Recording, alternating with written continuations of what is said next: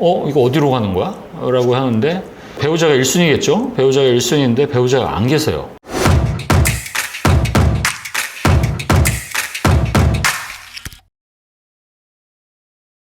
돈을 버는 동안 열심히 이제 국민연금을 냈어요. 근데 그 기간이 남았는데 혹시 사망할 수 있는 상황이 생길 수도 있잖아요.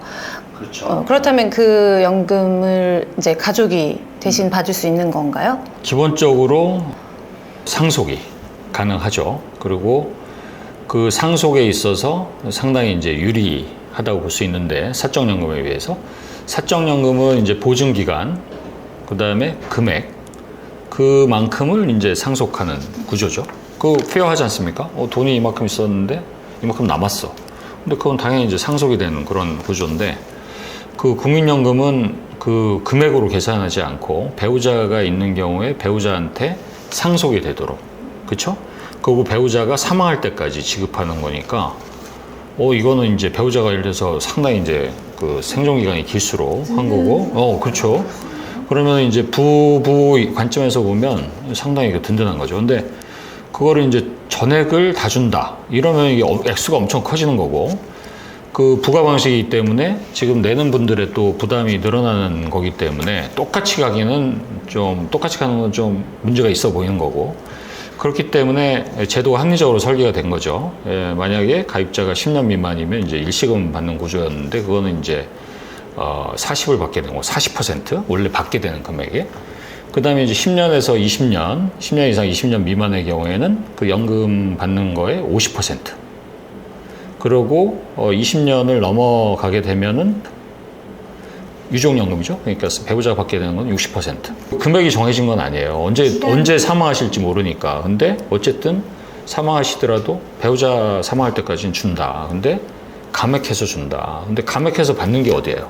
그렇죠? 그러니까 상당히 그 국민연금, 특히 유족연금 이 부분은 상당히 상당한 배려를 하고 있다.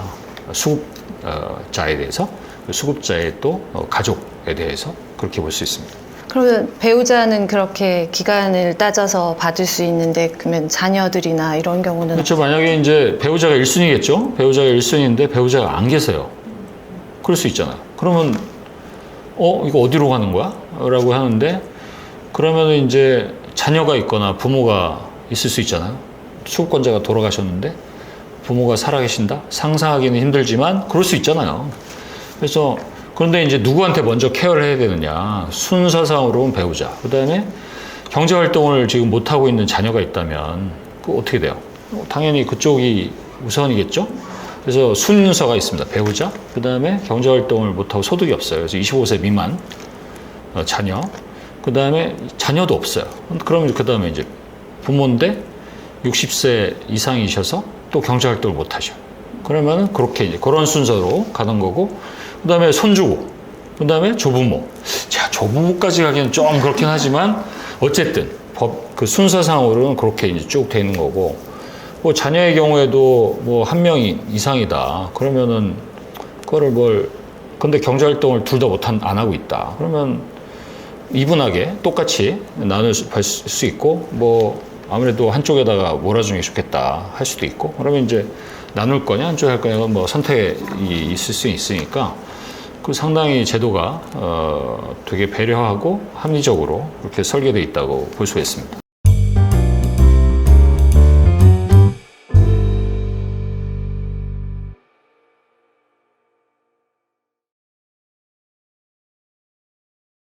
국민연금은 10년 이상 쭉 이렇게 납부를 해야 하는데요. 네. 제가 만약에 한 8년, 9년 근무를 하다가 어떤 상황이 생길 수 있잖아요. 그렇죠. 해외로 이주를 한다든지 아니면 사망이라든지 이런 여러 가지 이유로 그 10년을 다 못 채울 수 있을 상황이 생길 수도 있잖아요. 그러면은 이때 납입을 딱 멈췄어요. 그러면 그 연금은 받을 수 없는 건가요? 아니면 어떻게 되죠? 사실은 이게 이제 국민연금이라는 게 국민을 대상으로 하는 거니까, 해외에 이제 이주하거나 그러면 또 당연히 가입 대상자가 아닌 것이고, 사망도 마찬가지고, 그러니까 그런 경우에는 이제 반환 일시금으로 관리처에서 처리가 되겠죠. 반환 일시금을 받게 되는 거고, 그 기간 동안에 낸 원금이 있을 거고, 그거에 대해서 이제 3년 만기 정기예금 금리 그만큼 가산해서 주는 거고.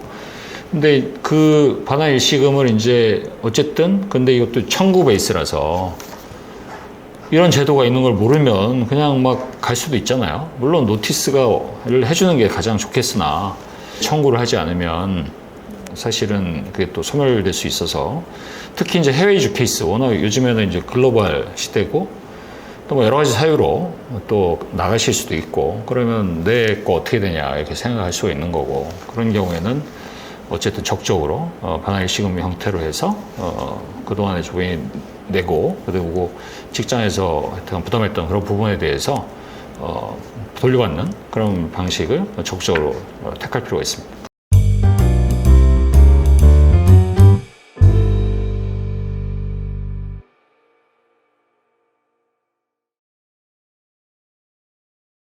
또 여기서 궁금증이 들죠. 반환 일시금을 만약에 제가 한번 받았어요. 네. 그러면 뭐 다시 한번 저 어떻게 가입을 하고 싶은데 이럴 때는 또 어떻게 방법이 있을까요? 반환 일시금이 그 이전에는 1999년 이전에는 그거를 이제 60세 이전에라도 그걸 받을 수가 있었던 거예요.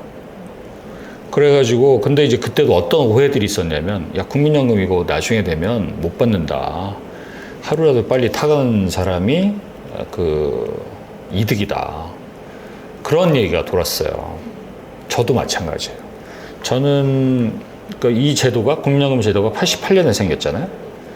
저는 직장 생활을 92년부터 했었는데 그동안에 이제 쌓인 돈이 있었을 거고, 그리고 외환 및 금융위기가 98년에 왔잖아요. 그때 이제 저도 마찬가지고, 저는 이제 그러고 나서 공무원을 했었어요. 그러니까 제도가 어떻게 돼요? 제가 국민연금을 유지하고 공무원 연금으로 이제 갈아탈 수가 있고, 이걸 일시 반환 청구를 할 수 있었어요. 저도 그때 제대로 공부하지 않고 일시금 반환 청구를 해서 받았어요.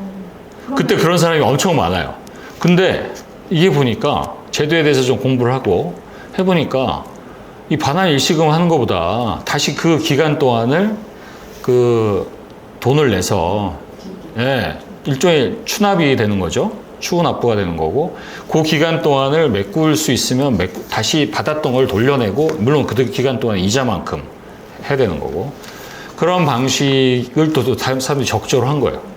저도 그렇게 했습니다. 그래서 다시 공무원 하다가 일반 직장으로 오면서 다시 이제 국민연금으로 전환하게 되는데, 그럼 국민연금 돌려받았으니까 새로 시작해야 되는 거잖아요. 그 시점부터. 그게 아니라 내가 나중에 받았던 거 내겠다, 다시 이자까지 붙여서. 이런 방식으로 해서 이 기존 가입 기간도 인정받고 그것도 이제 하고 그랬던 거죠. 그래서 근데 이게 이제 일시에 받을 때는 좋지만 다시 내려면 그동안에 그 돈이 어디 딴 데 뭐 쓰였을 거 아니겠어요? 목돈이죠. 그래서 한꺼번에 내려면 어떻게 되겠어요? 부담스럽죠. 그래서 분납을 해준 거예요. 그래서 그 3회에서 최대 24회까지 분납할 수 있도록 그렇게 해준 겁니다. 다시 한번 말씀드리지만, 그 국민연금에 대해서 제가 국민연금 관계자는 아니에요. 그리고 국민연금 수급권자로서 국민연금 제도를 공부하고 이렇게 또 얘기를 하면서 보면 상당히 수급권자한테 유리하도록 설계된 제도라고 볼 수 있고요. 그래서 지훈 씨가 우리 그 방송 녹화하기 전에, 야, 모든 케이스에 대해서 항상 답이 있구나, 계획이 있구나 라고 그런 느낌을 가지셨다고 생각하셨는데, 이 국민연금 제도가 그렇게 다양한 케이스에 대해서 다 이렇게 보호 내지는 또 보장하도록 그렇게 잘 설계가 되어 있다라고 볼 수 있습니다.